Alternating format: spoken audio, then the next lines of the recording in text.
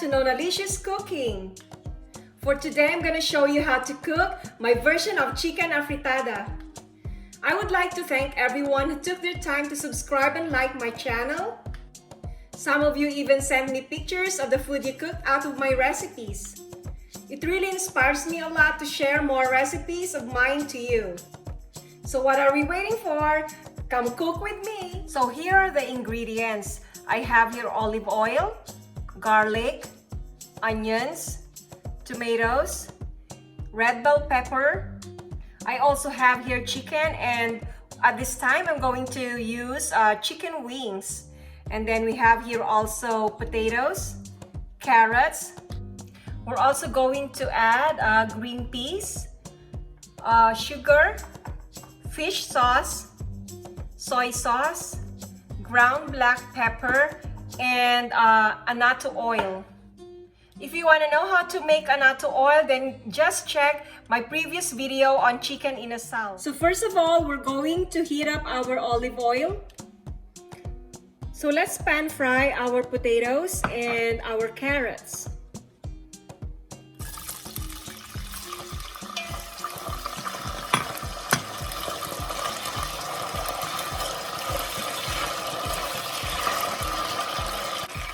Okay, so let's add our carrots. The reason for why we are doing this pan frying, because it will seal the flavor of our vegetables while cooking. Next, we're going now to set aside our vegetables.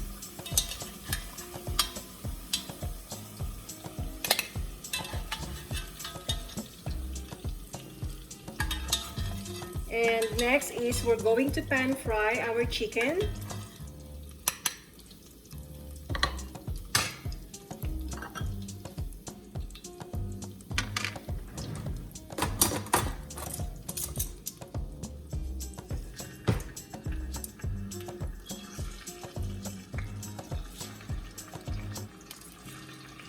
And we're going to brown this each side.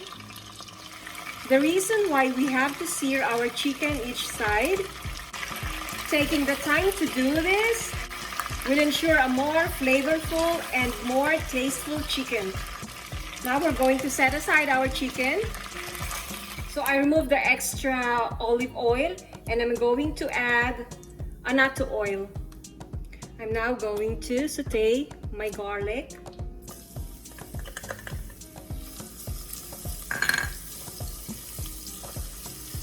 Next is onions.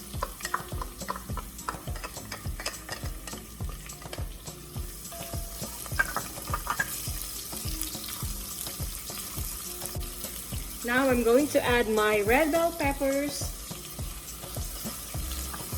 The reason I do this at the beginning of sauteing is that, it will enhance the flavor of the red bell peppers, especially if they're thoroughly cooked. Let's now add our tomatoes.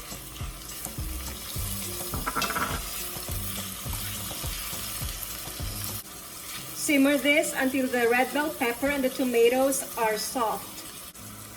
Let's add flavor now, and we're going now to add our fish sauce, around like 1 tablespoon. Okay, at this point, now we can add our chicken.